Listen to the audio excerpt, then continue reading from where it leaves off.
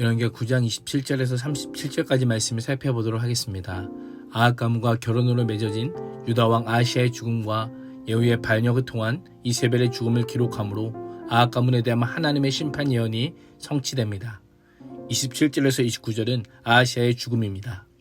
아하시아는 반란을 일으킨 예후에게 외삼촌 요람이 살아내는 것을 목격하고 자신의 목숨이 위태로운 줄도 알고 재빨리 도망칩니다. 그 사이 요람을 죽인 예후는 아하시아를 추격하면서 부하들에게 그도 병거 가운데서 죽이라고 명령합니다. 아하시아는 이블라함 북은 구르 오르막길에서 예후의 부하들에게 치명적인 공격을 당합니다. 이스라엘에서 그리 멀지 않는 무기토로 도망하였지만 끝내 예후의 칼날을 피하지 못하고 그곳에서 숨을 거두고 맙니다. 평행군전의 역대하 22장 7절에 따르면 아하시아의 도망 경로는 언급하지 않고 무기토가 아닌 사마리아에 숨어있다가 발각되어 예후에게로 끌려가 처형된 것으로 언급합니다. 여러 개의 기록과 상충되는 것으로 보이지만 역대기는 아하시아가 북왕국에서 죽었음을 강조하기 위해 사마리아를 이스라엘 수도만이 아니라 북이스라엘 전체를 상징하는 의미로 사용하였습니다. 이에 반해 열왕기는 아하시아가 도망한 경로에 좀 더 자세히 묘사하며 죽음의 장소가 무기토임을 구체적으로 밝히는 역할을 합니다. 아하시아가 죽자 그의 신복들은 시신을 병거에 실어 예루살렘으로 옮깁니다. 다윗성에 있는 그의 조상들의 묘지에 함께 장사 지냅니다. 아하시아에게는 일반적인 왕의 죽음 공식 문구를 사용하지 않는 것은 그가 다른 왕들과 달리 타지에서 비참한 최후를 맞아야 했기 때문으로 보입니다. 여호와에 대한 신앙을 기준으로 각 왕들의 치리를 평가하는 열왕기 저자에게 있어서 아하시아는 여호사밧의 아들 여호람과 아합의 딸 아달랴의 아들로서 혈통적으로는 다윗의 후손이지만 아합의 집과 결탁하여 우상을 숭배하며 악을 행함으로 하나님의 심판을 피하지 못했습니다. 그의 제위 중 총 1년의 행적으로는 그의 악행과 요람과 아람과의 전쟁에 동참한 것과 예후에게 시해되었다는 악과 심판의 내용만 기록되었습니다. 30절에서 37절은 이세벨의 죽음입니다. 이스라엘 왕으로 기름 부음 받은 이후 예후는 하나님의 명령에 따라 아합 집안을 체계적으로 정리해 나갑니다. 예후의 반역으로 아들 요람이 죽었다는 소식을 들은 이세벨은 이제 자기 차례가 왔음을 직감했을 것입니다. 이스라엘 궁에 머물고 있던 그녀는 예후에게 맞설 태세를 갖추거나 골방에 숨거나 하지 않고 마치 기다렸다는 듯이 눈 화장을 하고 머리를 아름답게 꾸미고는 창문으로 내려다봅니다. 예후가 자신에게 이를 때 그를 맞이함으로 자신의 위험 있는 모습을 보여주며 예후의 길을 꼈고 자신의 불안감도 감추려 했던 것으로 보입니다.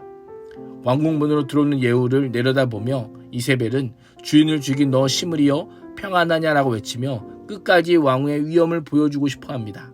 그렇게 죽음을 두려워하지 않는 척 강한 척하고 있습니다. 왜 예후의 이름을 직접 부르지 않고 시므리라고 부를까요? 시므리는 자신의 주인이었던 바하사 왕을 비열하게 배반하고 잔인하게 살해하여 그 왕가를 몰락시켰지만 고작 일주일 왕위에 있었습니다. 바하사 왕가를 몰락시킨 시므리같이 예후도 아합 왕가를 몰락시킬 수 있겠지만 예후의 운명이 시므리에 같을 것이라고 하는 저주가 그 안에 담겨 있습니다. 이세벨은 마지막까지 자신의 죄를 회개하기는커녕 오히려 하나님께서 아합 가문에 대한 심판 도구로 사용하신 예후를 저주하는 데 급급합니다. 저주하고 비난한다고 해서 심판이 사라지는 것이 아닙니다. 끝까지 교만하고 완악한 우상 숭배의 길에서 돌아설 때 구원 얻을 수 있음을 우리는 반드시 기억할 수 있어야 합니다.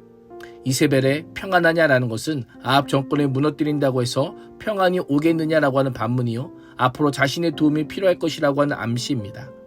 고대에는 왕이 찬탈자가 왕권의 당위성을 위해 이전 왕의 여인들을 취하곤 했었습니다.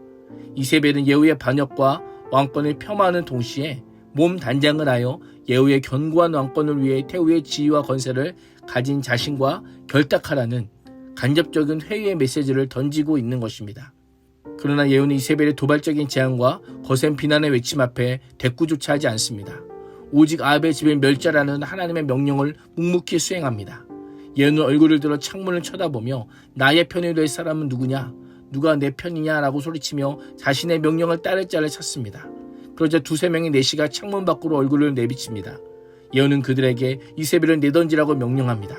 그들은 예후의 명령대로 이세벨을 창 밖으로 내던집니다. 땅으로 내던져진 이세벨의 몸에서 피가 터져 나와 벽과 주변의 마르게까지 튀었습니다. 저걸 무찌른 장군이 적군의 시신을 밟아 승리를 알리듯 예후가 탄 말이 이세벨의 시체를 밟고 지나가므로 예후는 자신이 이세벨을 처단한 장본임을 선포하고 있습니다. 이세벨이 예후의 반역에 눈 하나 깜짝하지 않는 것처럼 예후도 이세벨의 죽음에 전혀 요동하지 않고 궁으로 들어가 먹고 마십니다. 새로 즉위한 왕의 자리에 앉아 부하들과 만찬을 즐깁니다. 그러다가 신하들에게 이 저주받은 여자를 찾아 장사하라고 명령하므로 이세벨에 대한 하나님의 심판이 성취됩니다. 왜 이세벨이 아닌 이 저주받은 여자라고 했을까요? 이세벨의 죽음이 바알을 숭배한 데에 대한 여호와의 저주와 심판을 선언하기 위함입니다. 왕의 딸이라고 하는 표현을 통해 그녀가 시돈왕 에바알의 딸이었음을 확인시킵니다. 예후의 지시에 따라 신하들은 이세벨의 시신을 거두어 장사하러 갔지만 그들이 발견한 것은 그녀의 두 골과 두 손발뿐이었습니다. 예후는 상황을 보고 듣고 이세벨과 아합에 맞섰던 디셉 사람 엘리야를 통해 개들이 이스라엘 성 외벽에서 이세벨의 시신을 먹을 것이라고 한 여호와의 심판의 말씀이 그대로 성취되었음을 공식적으로 선포합니다.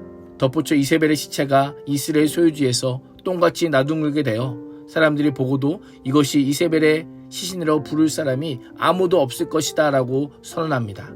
이를 통해 하나님의 말씀이 완전하게 성취됨을 보게 됩니다.